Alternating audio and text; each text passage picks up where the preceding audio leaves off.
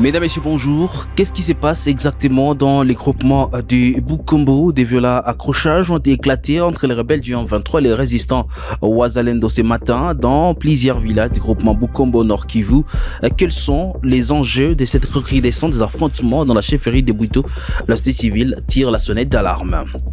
À marge de la conférence ministérielle du Forum Russie-Afrique à Sochi, un accord de partenariat politique a été signé entre la République démocratique du Congo et la Russie.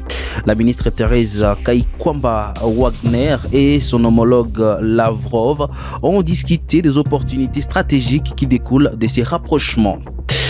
À Nyiragongo, un corps sans vie a été découvert tôt le matin de ce lundi dans le village de Kabaya. Boseneba Momuzungu Etienne, coordonnateur de la CADEPA, demande des enquêtes pour élucider les circonstances du décès. Pourquoi l'insécurité persiste-t-il dans cette zone? Les autorités locales n'ont pour l'instant fait aucune déclaration. Et puis la FECOFA annonce les débuts du rassemblement des Léopards à Abidjan où l'équipe nationale va préparer 2 matchs décisifs pour la qualification de la CAN 2025. Les joueurs arrivent progressivement et le staff est déjà en place. Que peut-on attendre de cette campagne qualificative? Tentative de réponse dans l'actualité du jour. Messieurs, dames, vous êtes nouveaux sur Kivu Morning Post, la chaîne des référents des informations à l'Est de la République démocratique du Congo. N'oubliez pas surtout de vous abonner pour ne rien rater sur votre chaîne.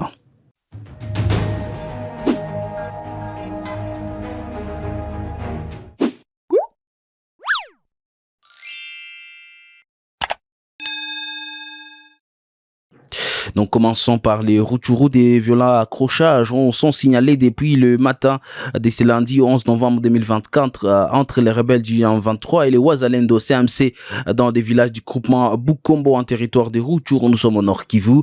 La société civile dans la région parle des attaques simultanées lancées par des éléments du M23 contre les résistants Wazalendo dans cette partie de la chefferie de Bwito. Plus de détails dans ces commentaires. La société civile dans la région parle des attaques simultanées lancées par des éléments M23 contre les résistants Wazalendo dans cette partie de la chefferie de Bwito. Elle ajoute que ces attaques ont débuté au niveau de Sissa Kavumu avant de se rapprocher de Bukombo Centre, chef-lieu du groupement. C'est autour de 5h40 que les affrontements ont débuté. Les premiers éléments du M23 sont venus de Kizimba vers Sissa, les seconds à Rusekera vers Kavumu et le troisième à Bichoucha vers le reste. Il y a des bombes larguées et nous avons jugé quitter nos villages pour se mettre en abri. C'est terrible ici dans la zone, mais toutes ces forces sont toujours à Kavumu Sissa, mais sont les Wazalendo qui sont encore dans les centres de Bukombo. Les rebelles du M23 sont venus de Kizimba, Rusekera et Bichoucha Centre, des villages du groupement portant le même nom, voisins de Bukombo en chefferie de Bwito, déclare un acteur de la société civile de la place. On signale les déplacements massifs des habitants de Bukombo Centre suite à l'ampleur de l'attaque. Des tirs d'armes lourdes et légères sont attendus dans la zone. Du côté d'Mpeti, en territoire de Walikale, d'autres accrochages y sont signalés depuis les heures d'avant-midi d'hier dimanche 10 novembre jusqu'à ce lundi 11 novembre. Ces échanges de tirs se poursuivent dans cette zone, confirment nos sources depuis Pinga. Pendant ce temps, aucun bilan de ces affrontements n'est disponible, ajoute ses sources dans cette partie de Walikale. La ministre des Affaires étrangères Thérèse Kaikwamba Wagner et son homologue russe Salakrov ont échangé le 9 novembre en marge de la première conférence ministérielle du Forum de partenariat Russie-Afrique à Sochi. Nous sommes en Russie. Le ministre des Affaires étrangères de la République démocratique du Congo écrit sur son compte X que les discussions étaient axées sur les renforcements des liens et de la coopération dans les cadres bilatéraux et multilatéraux qui a abouti à la signature d'un accord sur les consultations politiques entre les deux pays. Reportage. Le ministre des Affaires étrangères de la RDC écrit sur son compte X que les discussions étaient axées sur le renforcement des liens et de la coopération dans les cadres bilatéraux et multilatéraux qui a abouti à la signature d'un accord sur les consultations politiques. Celui-ci fait suite à un accord précédent supprimant l'obligation de visa pour les détenteurs des passeports diplomatiques et des services entre les deux pays. Lors de son échange avec son homologue russe, Sergueï Lavrov, ministre russe des Affaires étrangères, et la ministre d'État, Madame Thérèse Kaïkwamba-Wagner, maille de la RDC, a reconnu le rôle particulier de la Russie ainsi que son soutien constant dans la quête d'une solution durable pour la situation préoccupante dans l'est de la RDC, a déclaré le ministre des Affaires étrangères sur son compte X.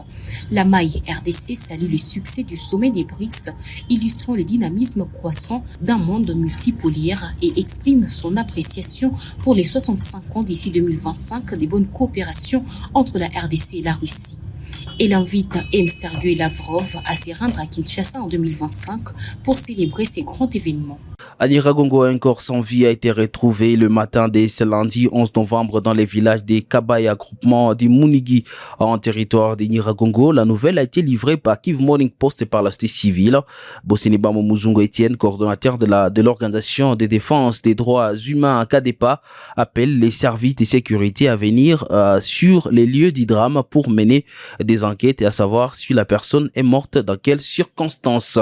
Rappelons ici que le territoire de Nyiragongo est victime de l'insécurité grandissante dont les auteurs sont des hommes armés non identifiés pour l'instant et pour l'air aucune communication des autorités locales. La Fédération congolaise de football, l'association FECOFA, a officiellement annoncé les débuts du rassemblement des Léopards Seniors messieurs à Abidjan dans le cadre des éliminatoires de la Coupe d'Afrique des Nations CAN 2025.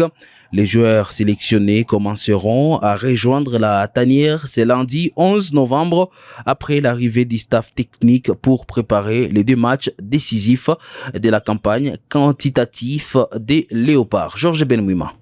Le premier rendez-vous se déroulera le samedi 16 novembre à Abidjan, où la République démocratique du Congo affrontera la Guinée pour les comptes de la 5e journée des éliminatoires. Ce match est d'une grande importance pour les Léopards qui comptent bien obtenir un beau résultat sur les sols ivoiriens, selon le sélectionneur national Sébastien Desabre, qui était récemment devant la presse à Kinshasa. Le second match se tiendra 3 jours plus tard, le mardi 19 novembre à Kinshasa, où la République démocratique du Congo recevra l'Éthiopie pour la dernière journée de qualification. Bien que les Léopards aient déjà sécurisé leur place pour la Coupe d'Afrique des Nations 2025, ces deux rencontres auront une importance capitale pour peaufiner leur préparation de la phase finale qui aura lieu au Maroc et leur position dans les groupes afin de gagner des places au prochain classement de la Fédération internationale de football association. Et ça n'est fini pour l'actualité du jour d'essai lundi 11 novembre 2024. Messieurs, dames, merci à vous de l'avoir suivi.